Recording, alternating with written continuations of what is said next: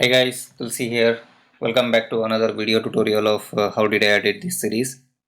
So in today's video, I'm going to demonstrate exposure blending and I will keep it very simple and easy and basic. So if you are new to this technique, it is going to be very useful to you. Now first let us understand what is exposure blending. So exposure blending is a technique where you combine three different exposures and make it into one final image.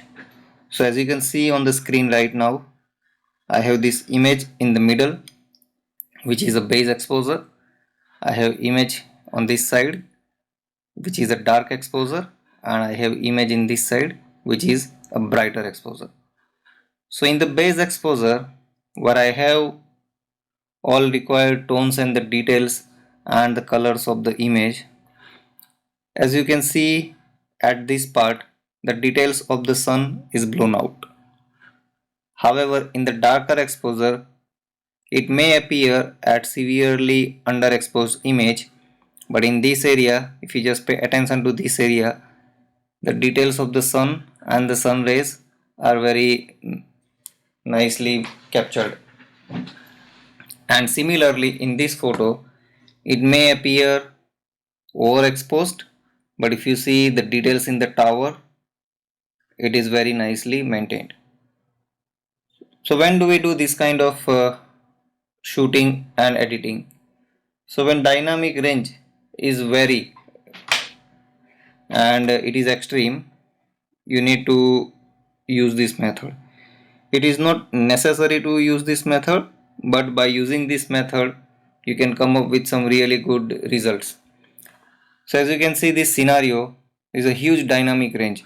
We have a very beautiful sunset happening over here with some dramatic skies in this part, and since it is a backlit and camera is facing the tower and the sun is behind the tower, so obviously this part of the sun it will be dark because light is not able to reflect through this area because it is on the behind.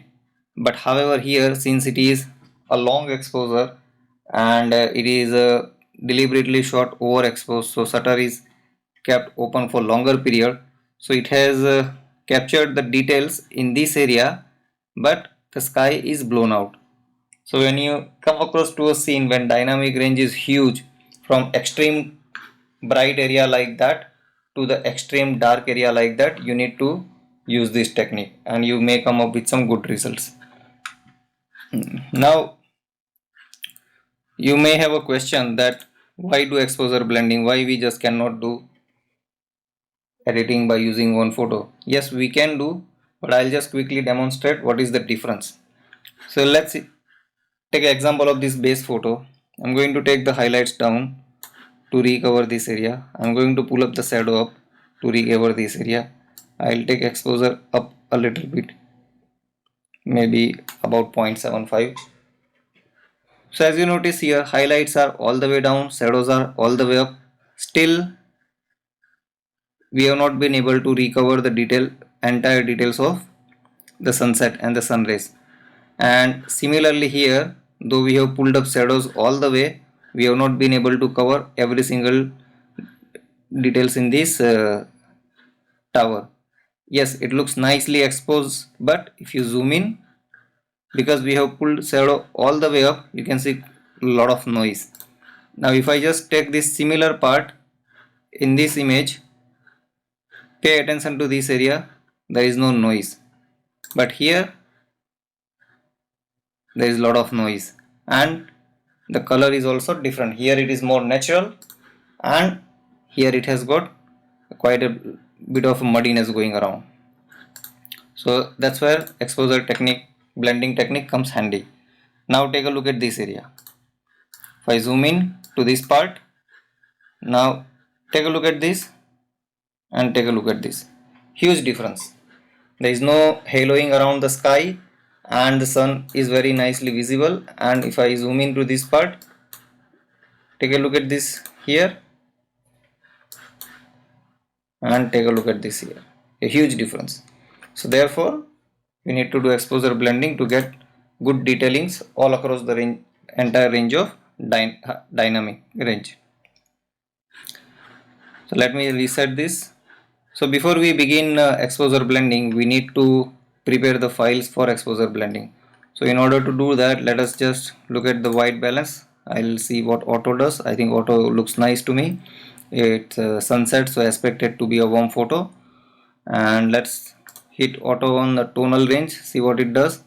I think hitting auto on tonal range does a decent job. I'll just brighten up a little bit and remove the vibrance. Then I'll go to this base exposure. I'll do copy settings, develop settings, copy settings. Okay, paste here, develop setting, paste settings. Same thing here, develop settings, paste settings.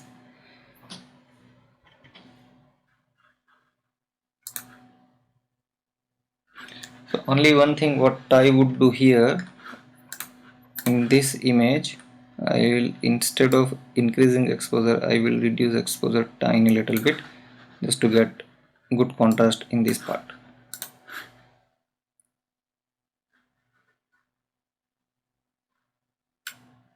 Let's warm this up a little bit more.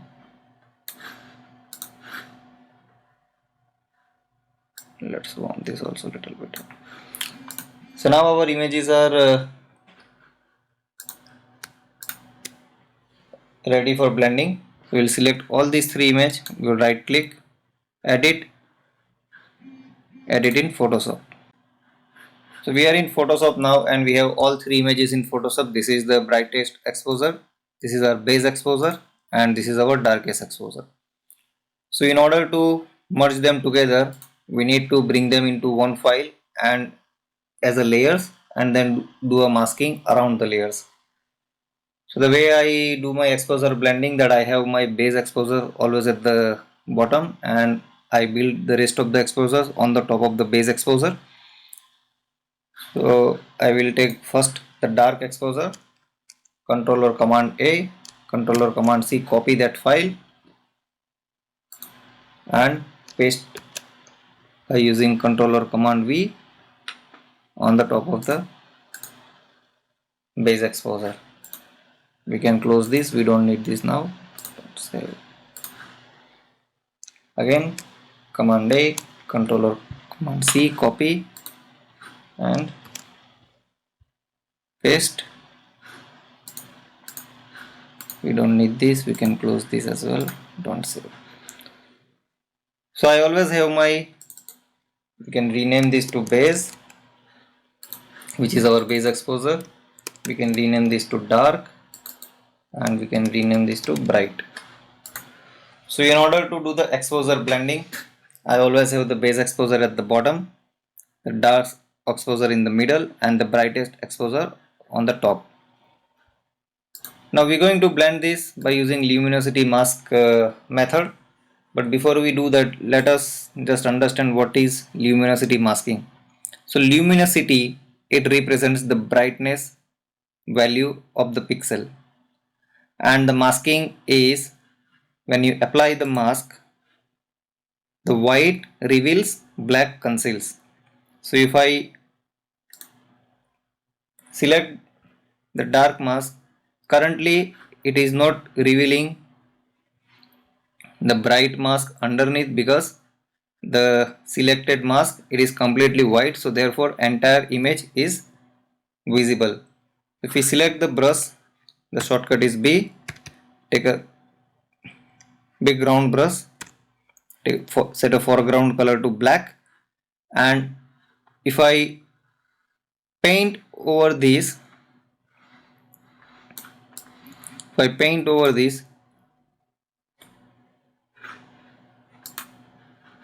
so as you can see here, this part of the area is painted as a gray. This opacity is set to 35%. Let me take it to 100% and demonstrate this way.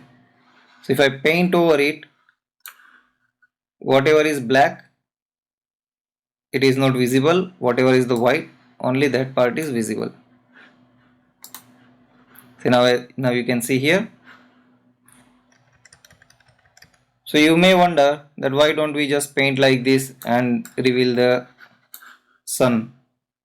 So that is also effective, it is also working. But by doing this, if we zoom in, it creates this, as you can notice in this part, the hard edges. So therefore we are going to create the luminosity mask based on the luminosity value around this layer, and it will create seamless blend. So to do that, make sure your mask is invisible, the layer is invisible. Select the white mask, you go to image, apply image, ensure the setting is as it is, layer merge, channel blending multiply. Okay, so when we apply this apply image setting, what it does is it creates a grayscale image of the underlying layer. So what it means is, if I press Alt or Option and click on the mask, so as you can see, it has created grayscale layer of the base layer. So that means the pixels brighter than the 50% gray will be visible, pixels darker than the 50% gray will not be visible as per the luminosity value. So now if I select this mask, so as you can see here, immediately we have recovered the highlights. See, this is without mask, this is with mask. And if we zoom in, there is no halos, there is no hard lines, and it is seamless blending of sun with the sun rays with the base exposure. So now similarly, let us blend this tower, the brightest exposure. So to do that, we will again do the same. This time we will make this mask visible. We will apply mask to the bright area, and this time we will do different. We will invert this mask by making it black. So therefore the complete area it is invisible. Now we need mask only around the tower. So we will make one temporary mask by going to adjustment layer and curves. We don't need this, we can close this. And then again we will do the same technique, image, apply image, and this time we will invert because we need mask around the tower, and we'll press OK. If I press Alt or Option, click on the mask, so as we can see here, it has created mask, but there are lot more other pixels are selected than the tower, and we need selection only around the tower. So we'll go to once more image, apply image. Okay, you can do one more time, image, apply image. So you can keep multiplying till you see that you have got satisfying and contrasty mask selection. I think now I'm okay with this mask. It's quite contrast, and this part is really popping out as compared to other part of the image. So now if I press Ctrl or Command, click on the mask,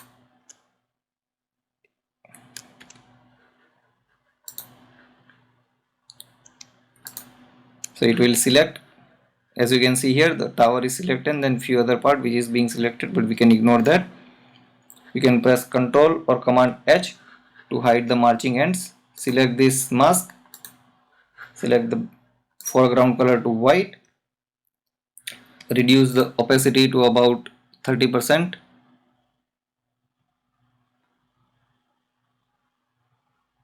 or 35, 39, whatever, it's fine, and slowly, gently, we'll just paint over this tower.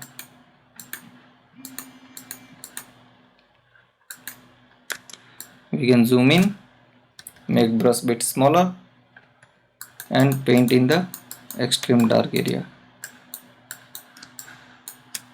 and enrich this.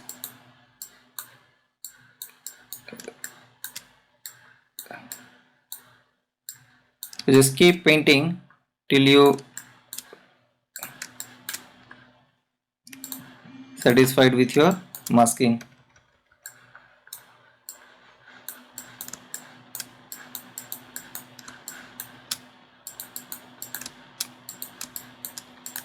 Now this method is completely non-destructive. So if you see you have painted something which you did not want, for example here I didn't want this area, so I can select the black brush, increase opacity to 100, and I'll paint over it. I didn't want this area, but my brush went over that side.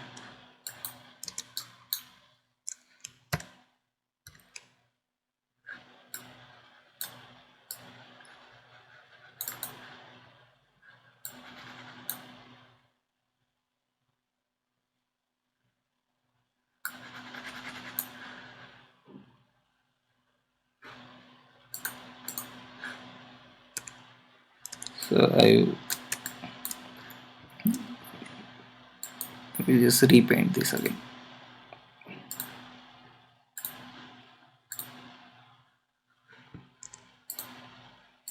Yeah, now it's better.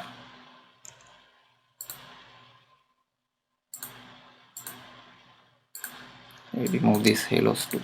There's some halos here. Right. Now I will.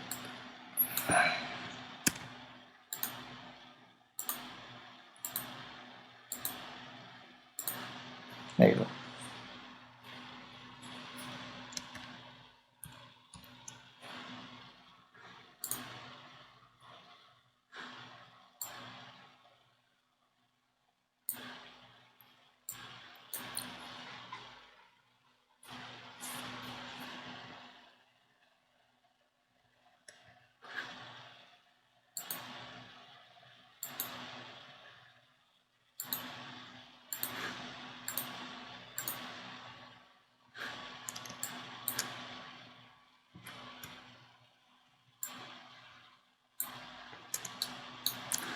You just work around your subject and keep refining the mask. I think for now I am quite happy with this. We can still do further refinement, but for the demonstration purpose it is fine. We can remove these curves layers now because we do not need. So if I take these two and convert them into group by pressing Ctrl or Command G.